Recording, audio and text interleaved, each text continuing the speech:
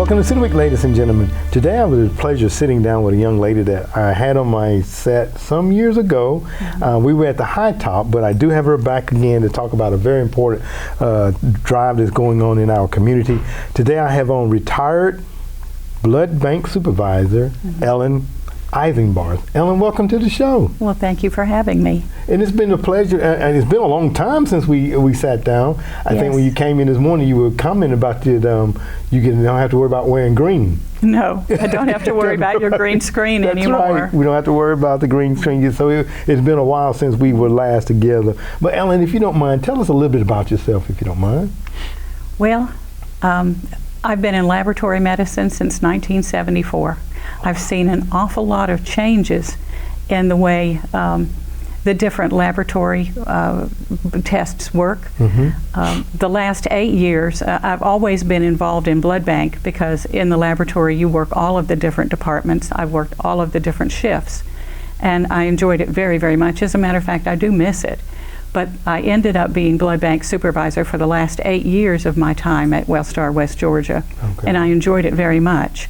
So I was able to be intimately involved with blood supply, and that's my passion. And even though I'm retired, and LifeSouth doesn't give me anything but an occasional pen or hand sanitizer, I still promote them because I realize that their method of providing blood to West Georgia is the best for us. Okay, very good. Now, I saw you when you said retired, you kind of smiled a little bit. Yes. And how long have you been retired, if I may? It'll be 5 years this November. Okay, 5 years in November. Yes. But I think you probably seem like you're working about as much as you were when you were retired. Is that fair to say? I'm volunteering more. You're volunteering more. I'm volunteering a lot. There's always a lot to be done in our community, and when you work, especially at a hospital, you work all the time. You're always on call. If somebody is not able to show up due to an illness or an accident, then they'll call, you need to come in. And that's an important thing about flexibility when you work in a hospital. Yeah. But with volunteering, there were so many opportunities out there for me that I just really enjoy it. But blood is my passion. I just enjoy knowing that we have a good blood provider for our hospital, and that we have the amount of blood in our hospital that we need. And if we do have a need, LifeSouth can get it to us very quickly because they're out of Opelika. Very good. And then, you know, being in your profession and you're talking about the need for blood, we're going to talk about what you guys have coming up here is a blood drive that's going to be taking place, and we'll get into that a little bit more in just a moment. But talk about the need for blood and the criticalness of getting it to you in a timely manner, because you talk about LifeSouth is located right in Opelika. Talk about that window of opportunity from an incident and that need for blood. What is that window of opportunity like? Well, every emergency is different. It depends on what is going on. If we have a major automobile crash, you know, that patient will be stabilized and then flown out. But those few minutes from the time that that patient arrives in our ER, we train our people in blood bank that within 5 minutes of the call from ER, you will have units packed on ice, boxed, ready to go to them within 5 minutes. We have drills that we go to. I would pull up in the ER parking lot or the hospital parking lot and say, Mickey Mouse is in the ER. I need 2-4 units of O negative stat, and I start timing them. And every one of the people that I worked with could get that done in less than 5 minutes. As a matter of fact, they were quite competitive about it. And there was one young lady, and I won't mention her name because she'd be embarrassed, but she could get it done in under 4 minutes. Wow. That is moving. Yes. That is really moving, and that's the kind of dedication that you have with the staff so that you can get that product down there so that it can save that life and stabilize that patient. Yes. You know, there are other emergencies that come up, and emergencies are a big concern, that's true, but you also have an awful lot of patients who need blood on a regular basis. Patients who are using chemotherapy, for example. Those drugs hit your body hard, and in order to respond to your best, you need to have your blood supply up enough to fight. So you may become anemic with those drugs, and we want to help you get through your treatment That's important. Sickle cell is also an important concern because those patients need to be managed properly, and they tend, because of the amount of blood that they get, to develop antibodies, which means they'll become allergic to certain types of blood. So we have to find just exactly the right match for testing to get them what they need, and that's important. Yes, it is. And you talk about the right type, and I know that I'm B positive. And I think everybody knows the universal donor is O, right? Yes, that's correct. But you were telling me before you came on, if you're O positive or O, B positive, your love is the same, right? Yes. Talk about what is that need out there now, and why do you think people are maybe not necessarily giving blood like they used to? I don't know the exact reason, except that I think after COVID, people ramped back up and they're busy. They're traveling more than they've ever traveled. Summers are particularly hard, and they've been traditionally hard. December is a hard month, and the summer months are very difficult. The kids are home. People don't have the same schedules that they would normally have, and they are vacationing more. But I think that the statistics show that less than 10% of the eligible people that can donate do donate. Less than 10%. Less than 10%. Wow. And when you think about that 1 unit of blood that you give, we divide it into 3 different components. The red cells, they're called packed red cells. The fluid that you have in your body is plasma. That can be used and frozen, and it's good for a year. So if maybe you have a relative that's on a blood thinner, if they're on Coumadin in particular, that plasma can reverse the effects of that. So my mother broke her leg. She broke her femur. And when she went to the hospital, they said, we have to reverse her blood thinner before we can take her to surgery. So they gave her 2 units of fresh frozen plasma, and it brought her coagulation numbers back down to normal so that she could safely go to surgery. So those things are very important. And there's another component, it's platelets. So the red cells, the platelets sit on top, and then the fluid in the unit of blood. All 3 of those components are necessary. They're all used. And platelets are very important because they're very short-lived. So they're only good for 4 days. 1 day is taken up in testing. So by the time I get that platelet, I need to know who it's going to, and it needs to be transfused quickly. Wow. So you guys are having a blood drive coming up. Yes. I mean, that's exciting. 3 units. 1 unit can give you 3 different substances or uses off of it. Yes. You guys have a blood drive coming up on July the 20th over at St. Peter's Catholic Church. Talk about that and what people can expect when they come there. Well, I think we have a lot of first-time blood donors when we have our blood drives, and I have one about 3 times a year there at the church. It's a very large hall that we use. It's comfortable, and it's air-conditioned, lots of places to see it. So you will be welcomed and you will be comfortable. When you first walk in the door, if you've given blood before, they can easily register you quickly. They'll pull you up and you'll get your paperwork. And then you'll go to another station. And at that station, someone will take your blood pressure. They'll stick your finger to make sure that you're not anemic. We don't want to do you any harm. So they want to make sure that your hemoglobin is at the right level for you to be able to give blood. Then they'll ask you some questions about your travel. And if you're on an antibiotic, you would not be able to give because that antibiotic may interact with the recipient. So you have to be careful about those medications. But most medications are acceptable. Okay. And then from there, you will wait for a table, and you will go over and lie on the donor table. And that's the quickest part of it. Usually 10, 15 minutes, and you're completely done. I'm giving you juice and some cookies, and you're good. Sending you on your way. Yes. Absolutely. Yes. I don't make appointments. Because when I had blood drives at the hospital, I realized that if a doctor or a nurse or a staff member said I'll be there at 10 o'clock and something happened and they weren't able to, they just didn't come. So I'd rather not have appointments. I'd rather work with you on your schedule. Whenever you're ready, we're there. You're there. Yes. All right, well, very good. And speaking of there, I think you all are starting at 10 o'clock that morning and we'll be there up until 5 o'clock that afternoon? Yes, we will. Good. So, and also, we're talking about LifeSouth.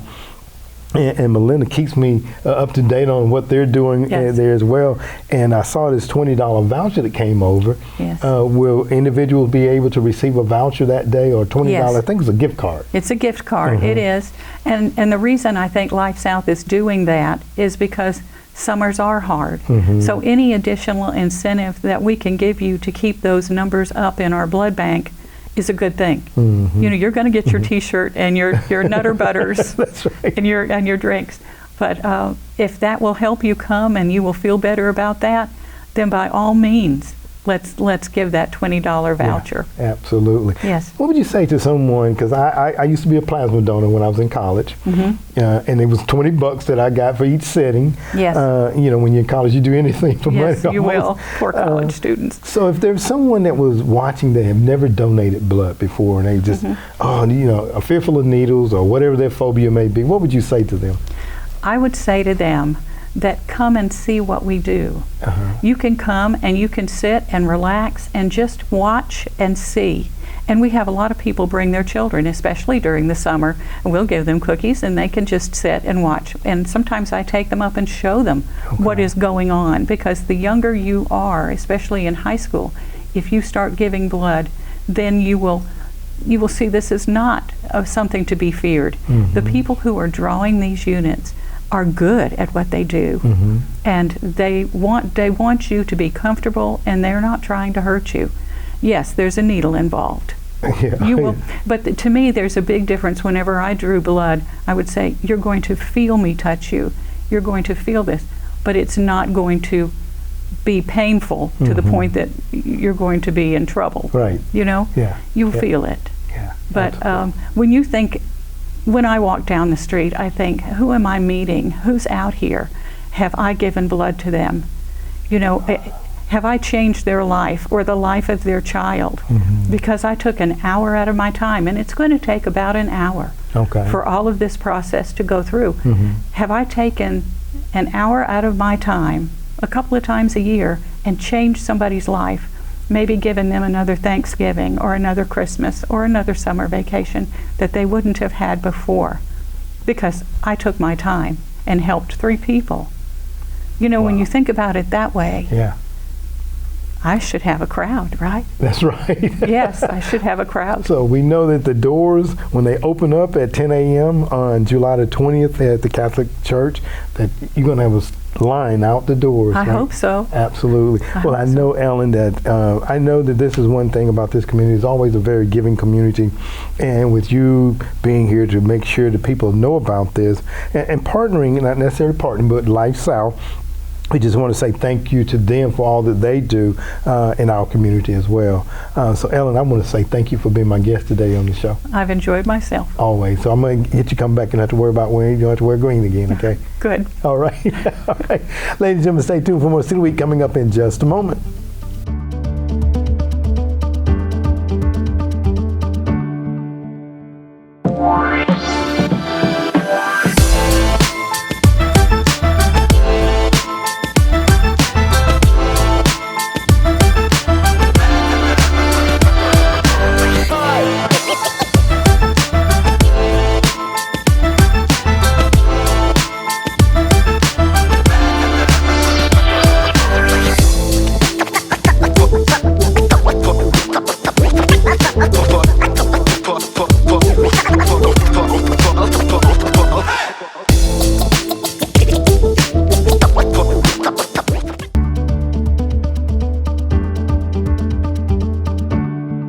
Welcome back, City Week, ladies and gentlemen. As you know, I always like to jump on over to visit LaGrange and see what Lynne has on her agenda. So I want to just do that now. And hey, Lynne, let's hear all about it.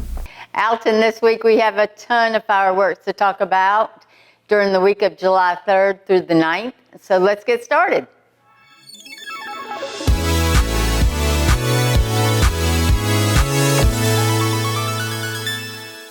You want fireworks? This week has plenty. Monday, July 3rd, free fireworks for the community at Callaway Baptist Church. Gates open at 7 p.m. There will be food trucks, live music, and kids' inflatables, including wet slides. Admission is free. Callaway Baptist Church is located at 310 John Lovelace Road in LaGrange, Georgia. If you want more fireworks, celebrate the 4th beginning at 6 p.m. Great Wolf Lodge of LaGrange will be having a huge July 4th celebration, which is open to the public. It will consist of games, dancing, food, pop-up shops, and a fireworks show. The event starts at 6 p.m. and fireworks will begin at 9:30 p.m. Free admission. This event you don't want to miss. Still want more fireworks? Troup County Parks and Recreation is excited to announce that the annual 4th of July fireworks show at Pine Road Park will be held on Tuesday, July 4th. Join the fun with family and friends as we celebrate our nation together. The gates will open at 3 p.m. with an entry fee of $10 per vehicle, cash only. Please plan to arrive early as parking is limited this year due to construction. The park will be closed to incoming traffic once parking capacity is reached. Local vendors will sell food and drinks at this event, and the fireworks show will begin at dark. Friday, July 7th, beginning at 8 a.m., join us for a 1-cent book sale at LaGrange Memorial Library in LaGrange, Georgia. The sale includes fiction, science fiction and fantasy, vintage, history, biography, mass market paperbacks, and other categories, all for just a penny each at the library's temporary location, which is at 525 Park Avenue in LaGrange, Georgia. Note the change in Friday's hours from 8 a.m. to 4 p.m. to reflect the library's summer schedule. And closing out the week on Saturday, July 8th, beginning at 7:30 p.m., Pure Life House of Music presents Barry Waldrop and Southern Cultural Revival. Barry Waldrop and Southern Cultural Revival will be bringing the Allman Brothers sound to LaGrange, along with special guest April Huddleston, who will do a Norah Jones tribute. You know this is going to be a big time. To purchase tickets, go to www.purelifelagrange.com.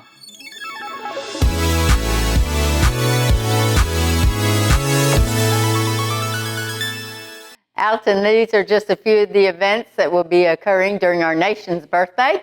We hope everybody will get out, have fun, and enjoy themselves. And as always, stay safe. Wow, Lynn, thank you for that lineup. And I know people will come out and enjoy the festivities, and particularly the fireworks that are scheduled. You have on July the 3rd out at Callaway Baptist Church. They'll be having a fireworks display. And then, of course, on the 4th, you have your annual out at Pine Road Park. And then also this year, Great Wolf will be doing fireworks. So, ladies and gentlemen, I hope that you go out and enjoy all the festivities and that is scheduled. Ladies and gentlemen, I hope that you also enjoy my guest this week. It has been retired blood bank supervisor. I had on Ellen Eisenbarth as she talked about the upcoming blood drive that will be taking place on July the 20th from 10 a.m. up until 5 p.m. at St. Peter's Catholic Church. So we're just asking, if you've never given blood before, if you're thinking about it, come on out. What you give may just help save a life. Ladies and gentlemen, I hope that you've enjoyed my interview this week. And as always, I want to invite you back for more of City Week.